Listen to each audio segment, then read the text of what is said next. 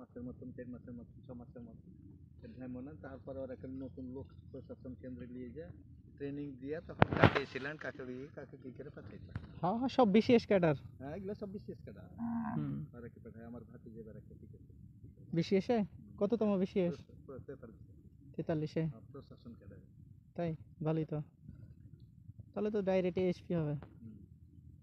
প্রশাসন এসেছিল এই সিভিল প্রশাসন। ও সিভিলে।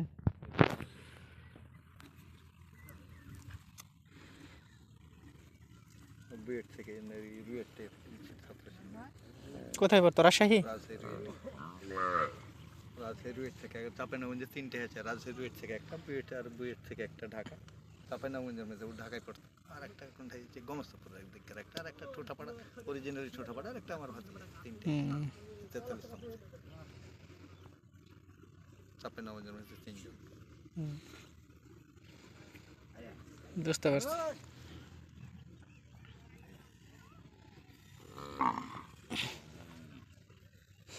সবই তো টিকে গেছে, ভাইবা রিটার্ন সবই তো ঠিকছে? হ্যাঁ, সবগুলো হয়ে গেছে। এখন শুধু নিয়োগ বাকি আছে। সবই তো টিকে গেল। টাকা পয়সা কেমন লাগলো? হিসাবে সুপারিশ প্রাপ্ত। টাকা পয়সা কিছু বিশেষ ক্যাটারে টাকা পয়সা লাগে না, তারপরে অনেক পরীক্ষাতে টিকার জন্য লাগে। এগুলো তো সবগুলো ক্লিয়ার হয়ে গেছে। বিসিএস কম 22 মেধাতে আছে। 22তম মেধায়।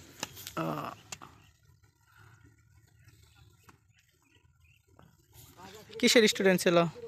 বললাম যে রুয়েটে। আমি বলছি কি সাবজেক্ট নিয়ে পড়াশোনা করছে? রুয়েটে কি সাবজেক্ট নিয়ে করছে বলতে হবে না, কিন্তু রুয়েটের স্টুডেন্ট এটা জানো। প্রকৌশল বিশ্ববিদ্যালয় প্রকৌশল। ঠিক আছে, রুয়েটের স্টুডেন্ট, তারপরে তো সাবজেক্ট থাকে। সাবজেক্ট থাকে, কারণ সাবজেক্ট যে কি ছিল ওটা ঠিক কনফার্ম। যেমন আমি সায়েন্সের ছাত্র, উনি কিসের ছাত্র ছিল? সায়েন্সের ছাত্র হলে তো অবশ্যই ম্যাথমেটিক্স লাইন আলাদা, আর জীববিজ্ঞান লাইন আলাদা, উদ্ভিদ বিজ্ঞান আলাদা। আপনি তো মনে হচ্ছে ভালোই পড়াশোনা। না বাট আপনি কি পড়াশোনা কত দূর? পড়াশোনা আমি বিএসসি বিএড। তাই নাকি? তাহলে তো ভালো। বিএসসি বিএড এ চাকরি শেষ করে দিয়েছি। কি চাকরি করতেন? 20 সালে প্রাইমারি হেডমাস্টার। ও মাশাআল্লাহ মাশাআল্লাহ। স্কুলে 10 বছর কাটিয়েছি হাই স্কুলের টিচার হিসেবে। তারপরে প্রাইমারিতে গেলাম, প্রাইমারি হেডমাস্টার হিসেবে। তাহলে তো ভালোই। আমি রাজশাহী বিশ্ববিদ্যালয়ের ছাত্র। আমার মেয়েটা রাজশাহী বিশ্ববিদ্যালয়ে একটা সি ইউনিটে মনে হয় রেজাল্ট আসলো 62তে। আর একটা তো আসলো আর এই ইউনিটে 113তে। আমার মেয়েটা ভালোই, খারাপ না। ও গতবার একটু কত সালে এসএসসি ছিল আপনাদের? হ্যাঁ, আপনার এসএসসি কত সালে ছিল? আপনাদের সময় তো মনে হয় 1977। ও, আপনাদের সময় তো মনে হয় ইয়া ছিল না তো? কি ইয়া ছিল আপনাদের সময়? আমরা সব আদিনের ছাত্র না? হ্যাঁ হ্যাঁ, শিবগঞ্জের অনেক ছাত্র আদিনের ছিল। এই যে কসমেটিক আছে এখন ছেলেটার নাম, ওরা সব আমার কি ছাত্র। এখন তাহলে অবসরে চলে আসছেন? অবসরে 20 সাল থেকে অবসর। 20 সাল অনেক দিন হয়ে গেছে। তাহলে এজ তো অনেক মোটামুটি। হ্যাঁ, 63 এখন চলছে। 63। কোন হাই স্কুলে 10 বছর কাটিয়েছি। হাই স্কুলে মাস্টার হিসেবে ছিলাম, পরে প্রাইমারি হেডমাস্টার।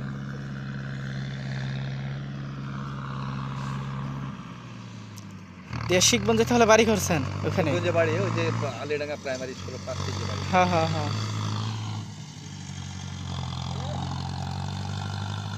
ভালো, খারাপ না। বাচ্চা কাচ্চারা সব আর বড় ছেলেটা বিয়ে করছে করে এখানে স্ত্রীটা কমিউনিটি ক্লিনিক চাকরি করে। দেখলাম যে কোম্পানি টাঙ্গাতে যা লাভ হয় না রে বাবা, ই করো ডিসপেন্সারি দিয়ে দিই। বিবিএ করছে, ভালোই। বিবিএ তো ভালো, খারাপ না। 2-5 হাজার টাকা বিক্রি করতে নিজের বিজনেসের মতো কোন চাকরি করে অতটুকু আমি চাকরি করেছি আমি জানি। তুমি থেকে এটা তো থাকো, বাড়িখান দেখা হবে, জমি জমা গেলা দেখা হবে। চাকরি করে মনে করেন সামরিক স্ত্রীকে ছেড়ে যেতে হচ্ছে না, ওর বেটি 3টে হয়ে গেছে। না, আমি বলি যে চাকরি করে মনে করেন যে এই টাকাটা কিসের মতো, যে ঈদ সালামির মতো, বুঝছেন না? যে আর একটা সময় যে রিটায়ার্ডের যে টাকাটা পাবে, এটা একটা হিউজ পরিমাণের টাকা। এখন ধরো আমি চলে গেছি, চাকরি শেষ করে দিয়েছি, কিন্তু আমি তো মান্থলি এখন 15,000 টাকা পাই। জি জি জি, তাহলে এটা আমার শেষ বয়সের জন্য অনেক কিছু। তা ঠিক। শেষ বয়সে আমি তার কিছু করতে পারছি না, এই জন্য আমার কাছে অনেক কিছু। তারপরে আপনার দেখা যাচ্ছে না থাকাকালীন আপনার ওয়াইফ পাবে। হ্যাঁ, সেটা কি 15,000-ই থাকবে না আরো কিছু কমবে? বরং আরো 2,000। মানে আপনার হাজবেন্ড ওয়াইফ যদি মানে না থাকেন তাহলে আর কেউ পাবে না মনে হয় নাকি? নাবালক ছেলে পেলে 18 বছরের নিচে থাকলে পাবে, ও তারপরে আর পাবে না, তারপরে আর পাবে না। শেষ 18 ওটা, বছরের নিচে থাকলে ওই পাবে। চ্যাপ্টার কি ক্লোজ? আপনিও দুধ আনতে আসছেন নাকি? হ্যাঁ, এই তো মেয়েটার আছে থেকে এসে ও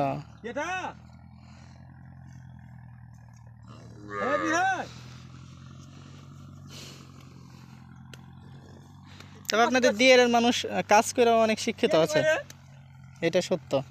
কেন আবার যে শিক্ষিত যে বিএসসি হয় মেডিকেল হয় আমার এইখান থেকে আমার কয়েকজন ছাত্রই আছে মেডিকেলে এখন হয় স্টুডেন্ট, অথচ শিবগঞ্জ থেকে কিছু করতে পারিনি। শিবগঞ্জে তাড়নাকারে শিবগঞ্জের তাড়নায় যাই বেটে, সেখানে মাদক টাদক এটা ওটা, মাদকাসক্ত সব, হ্যাঁ মাদকাসক্ত সব। পৌরসভাখানে যে পৌরসভার আমি দক্ষিণ সাইডে যদি বসি, ওই যে নাদিমের দোকান আছে, রঞ্জুর দোকান আছে, একটু খানিক বেশি করলে স্যার একটু সময় কম দিয়ে আনি।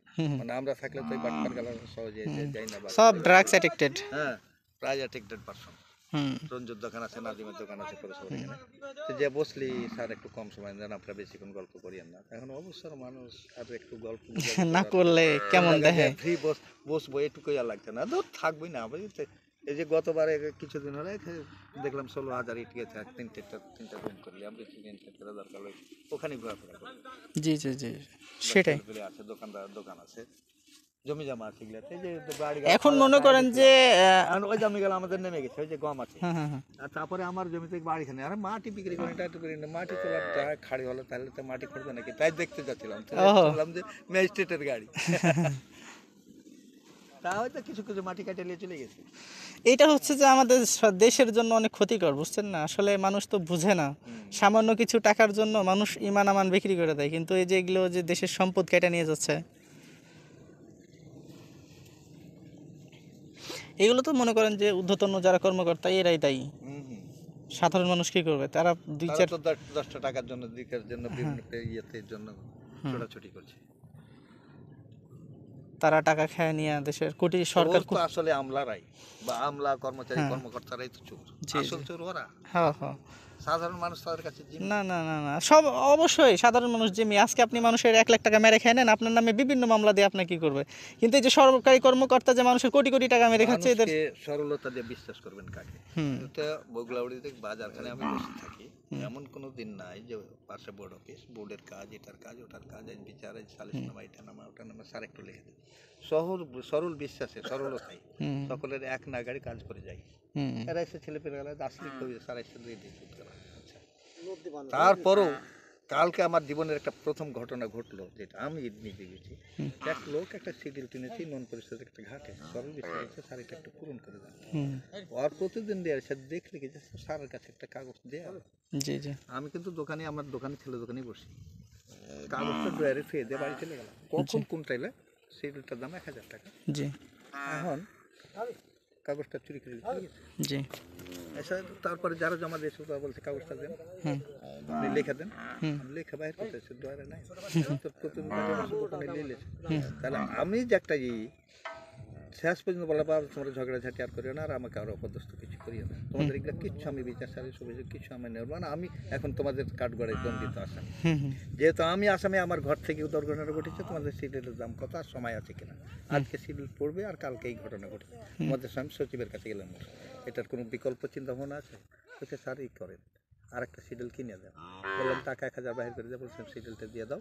আর আমি বললাম যে আজ থেকে আমার দরজা আমি বন্ধ করলাম, যে সামাজিক কর্মকাণ্ড আমি আর কিছু করতে পারবো না। আমার কাছেও যদি কেউ বাটপারি করে, এই সম্মানবোধ যাদের নাই, তাহলে দেশের মানুষ, আমি তো জিনি না যে এই ছেলেটাকে মনে, এই ছেলেটাকে মনে, এই ছেলেটা যে আজকে আমি 1000 পকেট দিয়ে ইজ্জত মাচালাম, তাহলে দুনিয়া ঠিক আছে? না না না, হ্যাঁ না, আমার এখানে কোনো ইন্টারেস্ট ছিল উপকার করতে, যে ফাঁসে গেছেন আর কি, মানে প্রতিদিন বাটি চুরি করলেছে আমার ড্রয়ার থেকে। জি জি, এত মানুষ স্বার্থে অন্ধ, মানুষ স্বার্থে পাগল, স্বার্থে পাগল, স্বার্থ আছে মানুষ আছে, এটা তার দেখার বিষয় না, আমার সম্মান আর থেকে আমি কোথায় গেলাম, এটা তার বিবেক বোধ নাই। না, মানুষের স্বার্থ আছে, মানুষ আছে, স্বার্থ নাই মানুষ নেই। স্বার্থে মানুষকে কেটে, আমি দেখে চিন্তা করলাম যে এক মানুষ সামান্য স্বার্থের কারণে একজনকে কেটে ফেলে দিতে পারে। হ্যাঁ অবশ্যই, এটা তো কোনো ব্যাপার নাই। আজকে যদি আমার মতন লোকটাকে এই ধরনের একটা হ্যারাসমেন্ট অবস্থায় ফেলে দিল, অথচ আমি তার সাথে অভিযোগ করতে যাবো না, কোনো বিচার চালিয়ে যাবো না, কেন ঘটলো তাও বলতে যাবো না, তুমি তো বাবা তোমার 1,000 টাকা লস হয়েছে আমাকে দিয়েছিলাম, তোমার আমানত রক্ষা করতে পারিনি, তুমি 1,000 টাকা নিয়ে যাও আর একটা সেটেল কিনে নাও। জি জি জি যেহেতু তোমার সময় আছে তুমি কার্যক্রম চালাও, কার নামে করবে সেটা তোমার ব্যাপার। তাহলে আমাকে বাঁচতে হলো, নিজের ইজ্জত এইভাবে বাঁচিয়ে দিতে হলো। আমি তো আর বলতে পারলাম না যে হারাইছে তো আমি কোথা থেকে টাকা দেবো, কেন দেবো? হুম হুম হুম